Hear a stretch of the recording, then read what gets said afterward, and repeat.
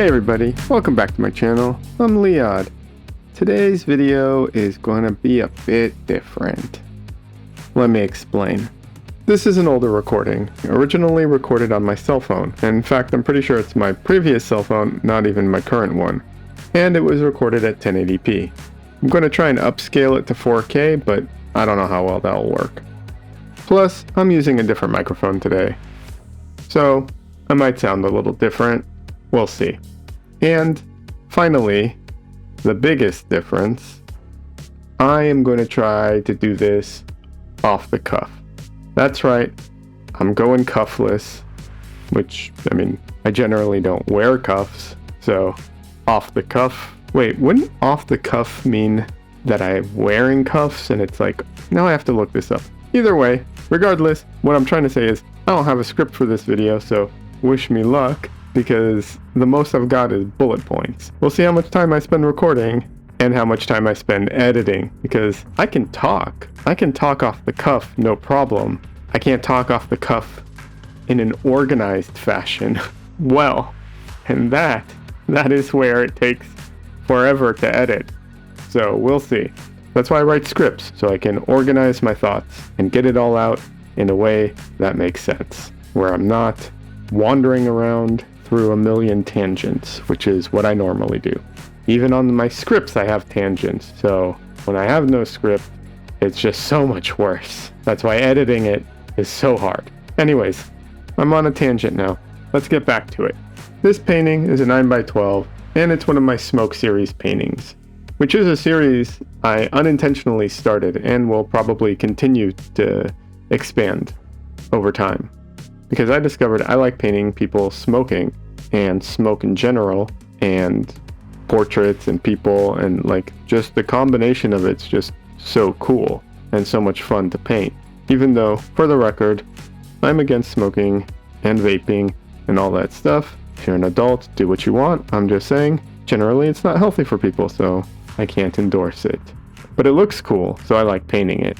This painting is actually a very special painting to me, and a milestone painting, in fact, which is why I wanted to release this video and talk about it a bit, even if the footage isn't as high quality as my current videos. Hopefully it's worth it. So you might be asking, what makes this a milestone painting? Even when I painted it at the time a couple years ago, I wouldn't say that it was the best painting I'd ever painted. What's so special about this painting isn't the painting itself in a way, but the reference. Up until this point, every time I did a painting, I would take my reference and I would edit it in Photoshop. And by edit it, what I mean is I would try and make it look like the painting I wanted to paint. So what I would do is, of course, I would crop the image to the size I wanted to paint and the proportions, but I would do so much more. I would increase the contrast or decrease the contrast. I would shift the values wherever I wanted them. I would adjust the saturation, either decrease it or increase it.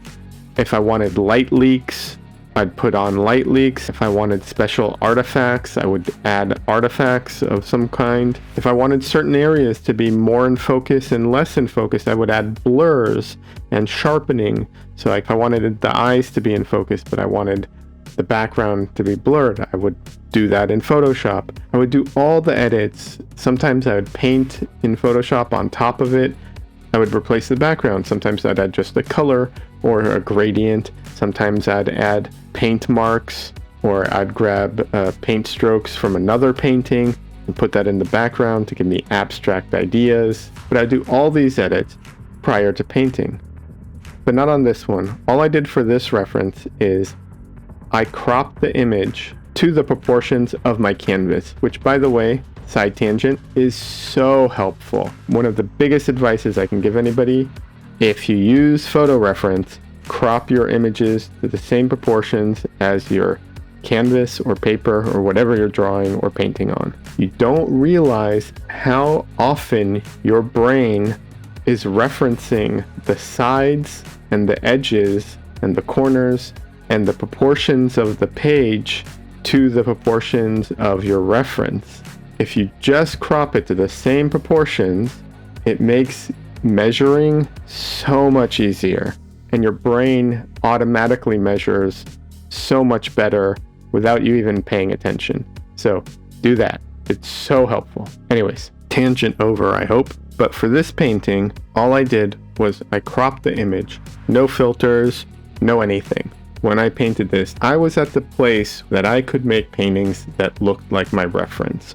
I'm not going to say it was a one-to-one, like I did photorealism and I did all the grain or anything, but I got to a point where I could reliably match my reference images. But I still wasn't painting the painterly, moody, artistic paintings that I wanted to be painting. So one of my ways of dealing with that was to take my photos into Photoshop and edit them. I could edit them to look as moody and artistic as I wanted them to be. And then I could paint a painting that matched my photo reference, which is now a moody, artistic photo. And I was able to make moody, artistic paintings.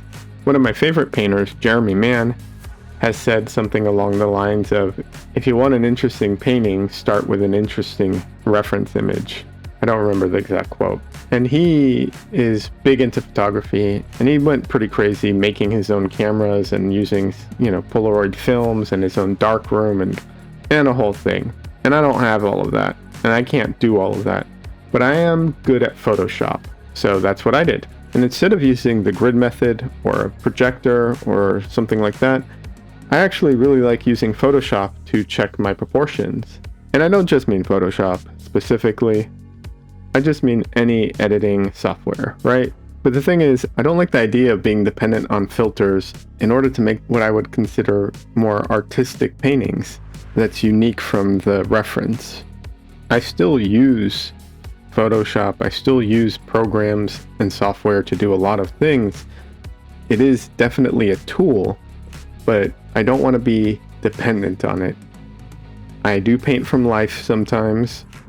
I wish I could paint more from life, but I don't get the chance to.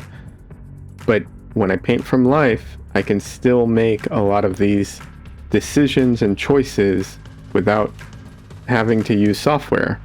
The thing that's really interesting to me is that I'm sure that over time I could have gotten to this point regardless of having Photoshop.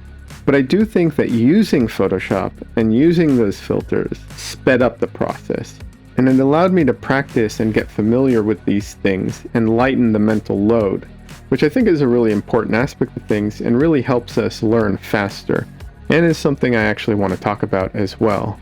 If I go back even further, way before this painting, not when I first got into oils, but when I first started being able to actually accomplish a painting in oils, because it took a long time until I could do paintings that looked like something. I used to premix my colors, which is something I rarely do anymore. The reason I used to do that is I just couldn't mix my colors on the fly. I was very slow and I just couldn't match my colors very well. But if I premixed my colors, I could take my time, match my colors. Then if I needed to do slight, and I mean slight adjustments, I could do those on the fly. But the major groups and the major colors, I would premix. And I think that goes back to the mental load. And what I mean by that is, it used to require so much of my attention and my brain power to mix colors and match colors that I couldn't focus on any other aspect of the painting. But as I got used to it, as I got better at it, it required less and less attention. And that would free me up to pay more attention to other elements of the painting process. For anyone who drives or rides a bike, there's something similar that happens there. And in fact, this is something that happens to people anytime they learn anything. There's a term for it, but for the life of me, I do not remember what it is right now. But if you know what it is, please leave it in the comment section. Basically, the idea is when you're first learning something, you have to think and you have to pay attention to each individual step. All of those steps is mentally taxing, and it reduces the amount of attention that you have to spare for other things. And so it makes everything harder. But once you get used to doing those things, once you're familiar with them, your brain starts to group them together. And something that used to be 5 steps turns into 1 step. That's how you're able to free up so much of your mental ability for other things. For instance, driving. So like when you first start driving, You have to think about each individual step. So when you take your foot off the brake, when you put it on the gas, if you're turning, you have to use your blinker, in which direction you have to look, you have to check which mirror. All those individual little steps are now grouped together into, just going, making a turn, whatever. If you're used to driving, you just do it. You don't even have to think about all those individual steps. Instead, your mind just groups them all together and it frees up your brain power so you can just daydream while you're driving. I mean, obviously you shouldn't be daydreaming while you're driving, but I mean, come on, who hasn't? So, going back to painting, I used to pre-mix my colors because I could not mix my colors on the fly because I did not have the brain capacity to do it. And now I mix all my colors on the fly. I almost never pre-mix. Now the only time I really premix is if I need to make a lot of a certain color, then I'll premix it. But otherwise I basically never premix. So this painting means a lot to me because it was the first time I was able to really make the painting on my own without the guardrails or the training wheels or whatever you want to call it. The fact that I could do it meant a lot to me, but I don't regret using those training wheels to start off. Anyways, that's all I've got for this one. I hope you like how it turned out. This painting should be available in my shop. I will leave a link in the description. Thank you all for being here and watching this video and hanging out. Do you use Photoshop in your painting process? Do you edit your photos in any particular way? Do you crop in proportion to your canvas? Let me know in the comments below. I will leave links in the description to my social medias and so on. Thank you all for being here. I hope you enjoyed this video and this painting. And as always, happy painting.